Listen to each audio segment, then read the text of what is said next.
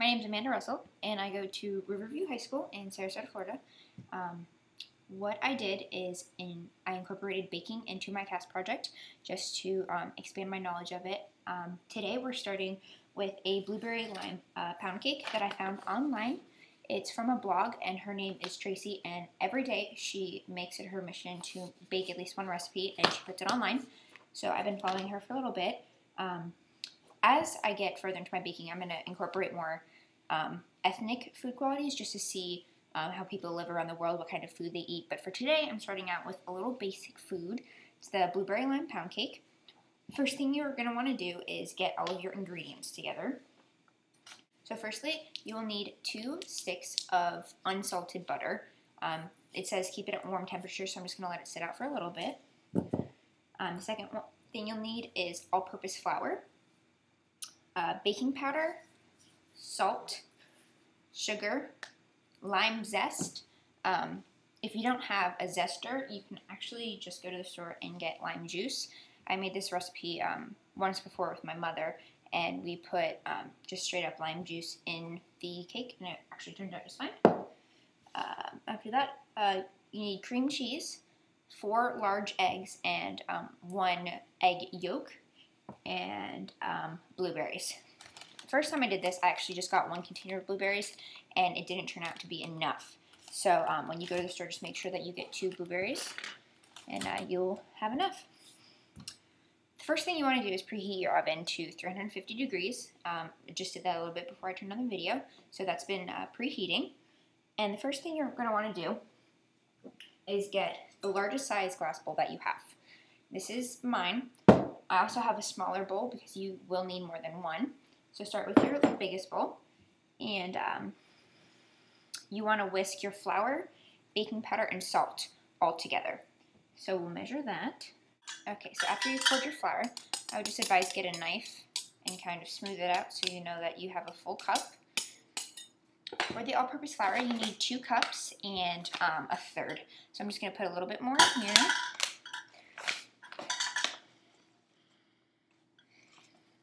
And then again, as you can see right here, you just smooth it over.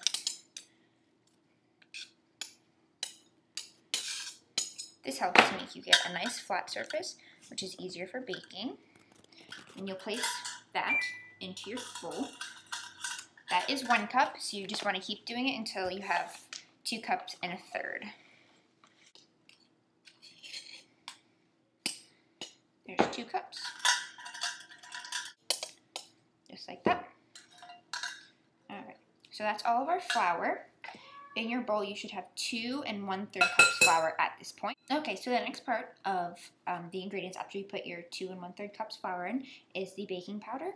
You need 1 1/8 of a teaspoon. So another, there you go. These small spoons work just fine. So you first start off with 1 teaspoon of baking powder. Do the same technique with the knife as I showed you before with the flour, just making sure that it's all even. So we have a nice measurement. It should look like this. So there's 1 teaspoon, and then we're going to do 1/8. I only have 1/4 right here. This is 1/4 of a teaspoon, but I'm just going to fill it up halfway, which that would be 1/8.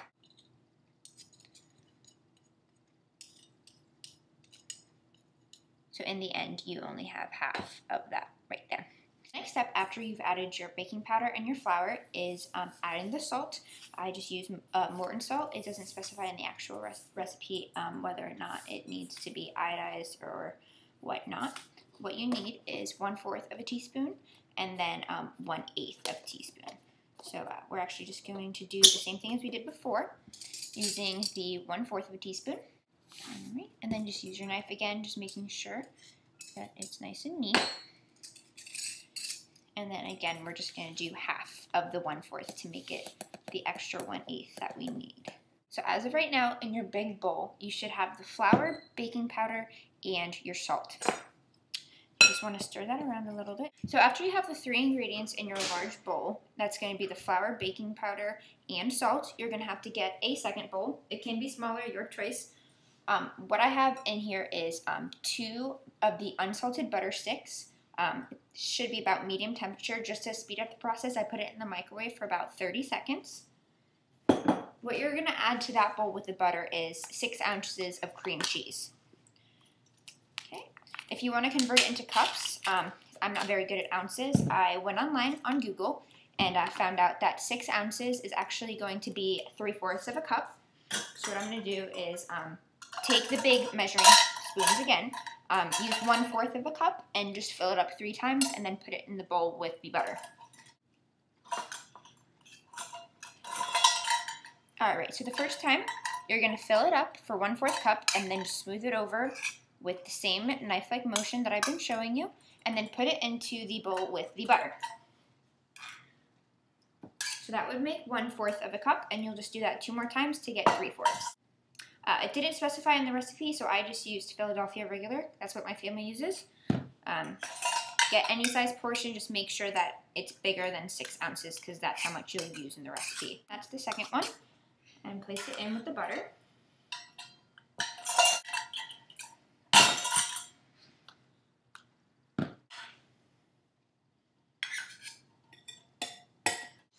Okay, so for the next step, you actually have to get another bowl. This can be smaller since we're only combining 2 things.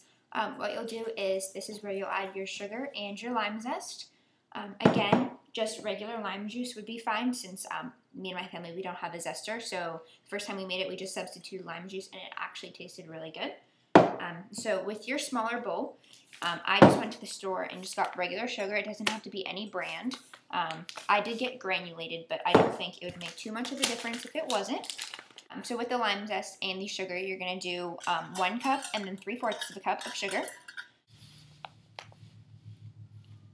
So that's going to be 1 cup of sugar.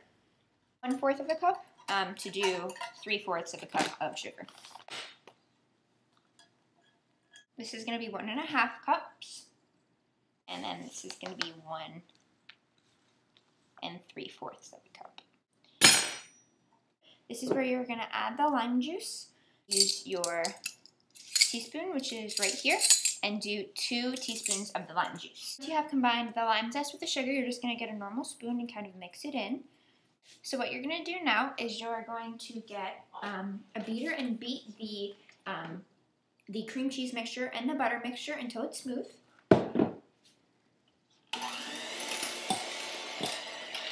So after we beat the butter and the eggs, what you're going to do is you're going to take the small bowl that contained your lime zest and your sugar, and you're going to add it to the medium bowl. And then again, mix it until it's smooth, so it's probably about 2 minutes. Now comes the time that we incorporate our flour, salt, and baking powder mixture with the batter that we just whipped up. So what I'm going to use is I'm actually going to use this bowl to combine all the ingredients, and the first step that we do once we complete the ingredients is actually add in all the eggs. So gradually we're going to add the 4 eggs one at a time. So you're going to beat in the egg after each egg that you put in. This is the first one, so you just measure it.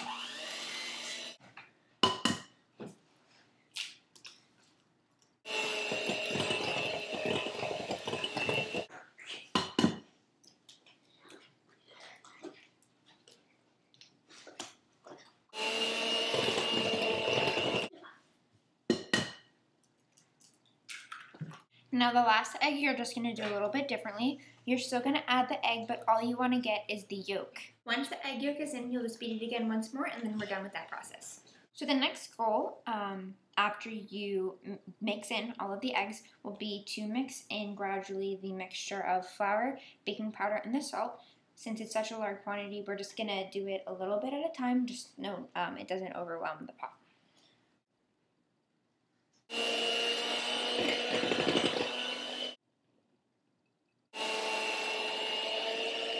So after you have all of the flour into your batter, it's just going to make it extremely thick. As you can see around the sides of the bowl, there's a ton of extra flour.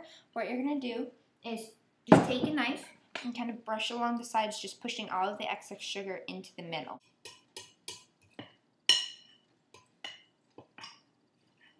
So the next step after you get all of your batter folded in is to take your actual Bundt pan and use some sort of non-stick spray. I'm using Pam. Just line around the entire Bundt pan.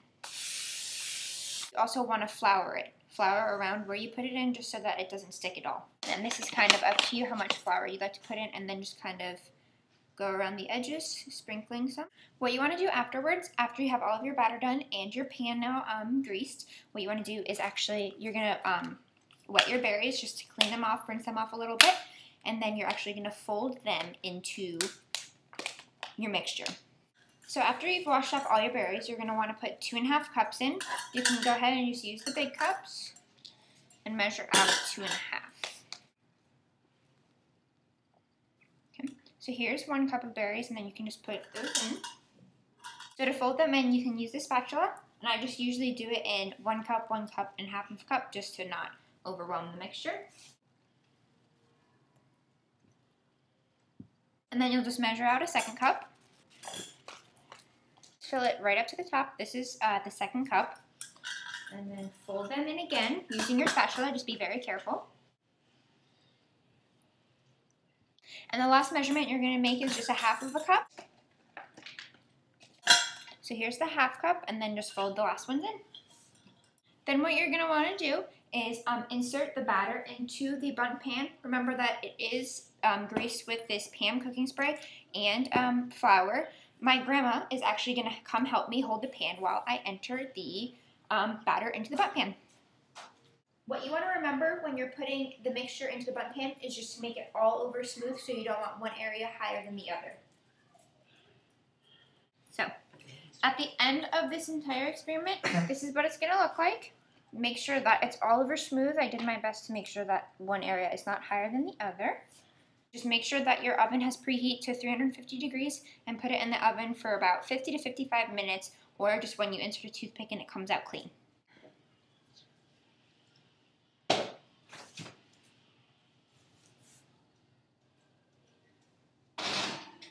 Since I can be a little bit forgetful, I also set my timer in a microwave, or you can use a stopwatch just to 55 minutes just so it can know, because I don't want it to burn. So it cooked for about 55 minutes, and then once you get it out, be sure to wear your oven mitts.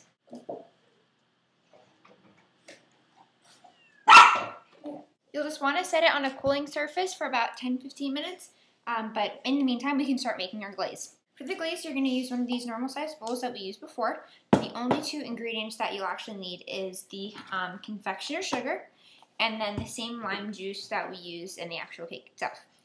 You will also use the cup measurements and the teaspoon measurements. The first step for the glaze that's going to go over the cake is to do the confectioner's sugar. You need 1 cup of it. After you have your confectioner's sugar in the bowl, what you're going to do is you're going to add 2 teaspoons at a time of lime juice. Here's 1 and 2.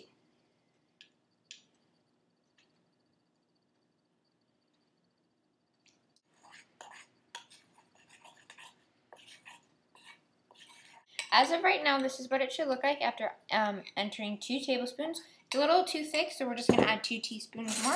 I'm sorry, tablespoons. And then just continue to stir. Just be careful again when you're handling your pot to wear your oven mitts. Alright, so now you just take your pot and flip it over like that.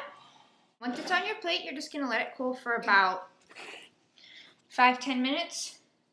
It's nice and warm. And then we'll put the glaze on top like so. So after it's been cold for about 10-15 minutes, you're going to take your glaze and just spread it however you'd like over the cake. I can't hear. Just like that.